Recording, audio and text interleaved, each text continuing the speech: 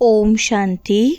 आज की मुरली का सार। मीठे बच्चे, तुम पुरुषोत्तम संगम युगी ब्राह्मण अभी ईश्वर की गोद में आए हो। तुम्हें मनुष्य से देवता बनना है तो दैवी गुण भी चाहिए। प्रश्न है, ब्राह्मण बच्चों को किस बात में अपनी बहुत बहुत संभाल करनी है और क्यों? उत्तर है, सारे दिन की दिनचर्या में कोई भी पाप कर्म न हो, इससे संभाल करनी है, क्योंकि तुम्हारे सामने बाप धर्मराज के रूप में खड़ा है। चेक करो, किसी को दुख तो नहीं दिया। श्रीमत पर कितना % चलते हैं?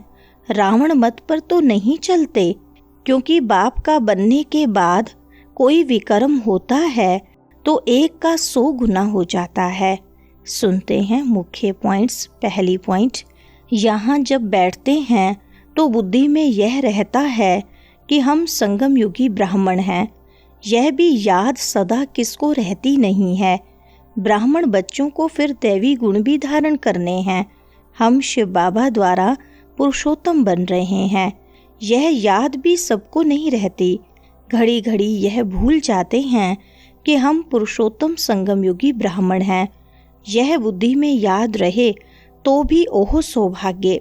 हमेशा नंबरवार तो होते ही हैं, सब अपनी अपनी बुद्धि अनुसार पुरुषार्थी हैं।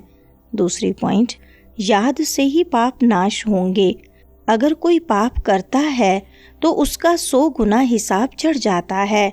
आगे जो पाप करते थे तो उसका 10% चढ़ता था, अभी तो 100% चढ़ता है, क्योंकि ईश्वर की गोद में आकर फिर पाप करते हैं ना। तुम बच्चे जानते हो, बाप हमको पढ़ाते हैं पुरुषोत्तम सो देवता बनाने।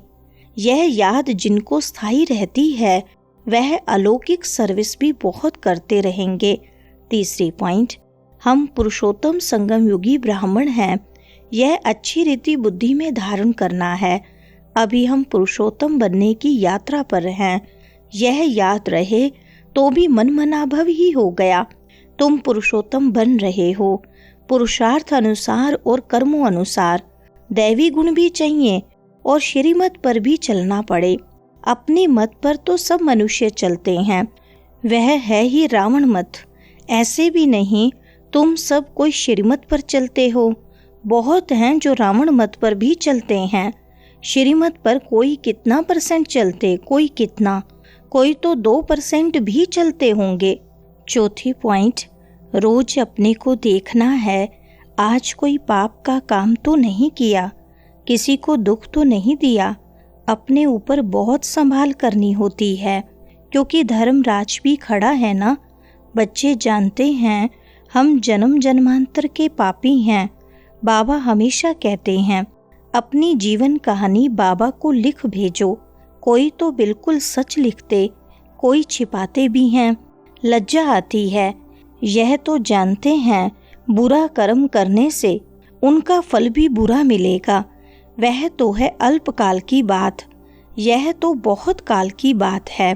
बुरा कर्म करेंगे तो सजाएं भी खाएंगे, फिर स्वर्ग में भी बहुत पिछाड़ी को आएंगे। पांचवी पॉइंट, मनुष्य तो देवताओं के गुणों को भी नहीं जानते, भल महिमा गाते हैं परंतु तोते मिसल। इसलिए बाबा भी कहते हैं भक्तों को समझाओ। भक्त जब अपने को नीच पापी कहते हैं तो उनसे पूछो कि क्या तुम जब शांति धाम में थे तो वहाँ पाप करते थे? वहाँ तो आत्मा सभी पवित्र रहती हैं, यहाँ अपवित्र बनी है, क्योंकि तमो प्रधान दुनिया है।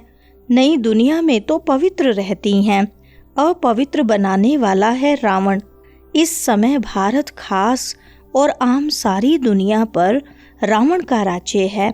छठी पॉइंट, तुम संगम युगी ब्राह्मण हो, तुम्हें बाप समान ज्ञान का सागर, सुख का सागर बनना है। देवताओं की महिमा गाई जाती है सर्वगुण संपन्न। अभी तो इन गुणों वाला कोई है नहीं। अपने से सदैव पूछते रहो, हम ऊंच पद पाने के लायक कहाँ तक बने हैं? बच्चे जानते हैं हम बाबा के सम्मुख बैठे हैं तो और ही जास्ती पढ़ना चाहिए। पढ़ाना भी है, पढ़ाते नहीं तो सिद्ध होता है पढ़ते नहीं, बुद्धि में बैठता नहीं है, 5% भी नहीं बैठता। 7वीं पॉइंट, हम सो पूज्य हम सो पुजारी, यह मंत्र है बहुत अच्छा। उन्होंने फिर आत्मा सो परमात्मा कह दिया है। जो कुछ बोलते हैं बिल्कुल रोंग, यह बेहद का नाटक है जो अभी रिपीट होना है। बाप कहते हैं देह सहित देह के सब धर्म भूल अपने को आत्मा समझो। अभी हम इस शरीर को छोड़ घर जाते हैं, यह भी याद रहे और अपना घर भी याद रहे तो बुद्धि से सारी दुनिया का संन्यास हो गया। वह हठ योगी कोई सारी सृष्टि का संन्यास थोड़ी करते हैं, उनका है अधूरा। तुमको तो सारी दुनिया का त्याग करना है। 8वीं पॉइंट, देह अभिमानी बनने से चोरी चकारी, झूठ बोलना, पाप करना, यह सब आदतें पड़ जाती हैं। आवाज से बोलने की भी आदत पड़ जाती है। फिर कहते हमारा आवाज ही ऐसा है, दिन में 25-30 पाप भी कर लेते हैं। झूठ बोलना भी पाप हुआ ना। बाबा कहते हैं आवाज कम करना सीखो ना। आवाज कम करने में कोई देरी नहीं लगती है। कुत्ते को भी पालते हैं तो अच्छा हो जाता है। बंदर कितने तेज होते हैं, फिर कोई के साथ हिर जाते हैं तो डांस आधी बैठ करते हैं। जानवर भी सुधर जाते हैं। जानवरों को सुधारने वाले हैं मनुष्य और मनुष्यों को सुधारने वाला है बाप। बाप कहते हैं तुम भी जानवर मिसल हो तो मुझे भी कच्छ अवतार, वाराह अवतार कह देते हो। जैसे तुम्हारी एक्टिविटी है उनसे भी बदतर मुझे कर दिया है। 9वीं पॉइंट, अपना चार्ट रखो, फिर साथ में धारणा भी चाहिए। किसको समझाने की प्रैक्टिस भी चाहिए। प्रदर्शनी के चित्रों पर ख्यालात चलाओ, किसको हम कैसे समझाएं। पहली बात यह उठाओ, गीता का भगवान कौन? ज्ञान का सागर तो पतित पावन परमपिता परमात्मा है ना। यह बाप है, सभी आत्माओं का बाप। ऋषि मुनि आदि कोई को भी न बाप का परिचय है न रचना के आदि मध्य अंत का। इसलिए पहले तो यह समझाकर लिखवाओ कि भगवान एक है, दूसरा कोई हो नहीं सकता। मनुष्य अपने को भगवान कहला नहीं सकते।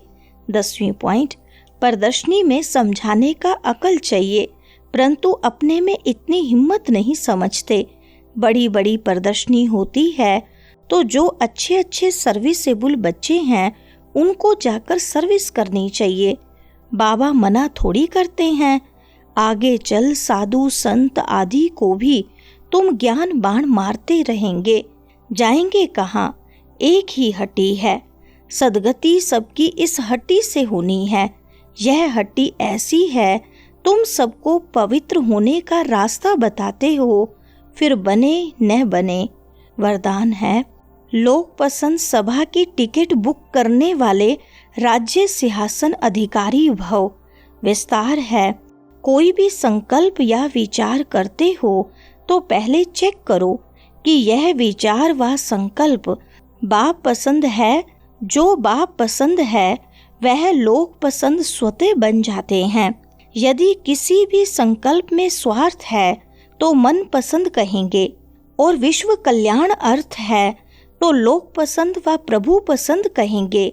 लोक पसंद सभा के मेंबर बनना अर्थात लॉ एंड ऑर्डर का राज्य अधिकार वह राज्य सिंहासन प्राप्त कर लेना। स्लोगन है, परमात्मा साथ का अनुभव करो तो सब कुछ सहज अनुभव करते हुए सेफ रहेंगे। अच्छा, ओम शांति।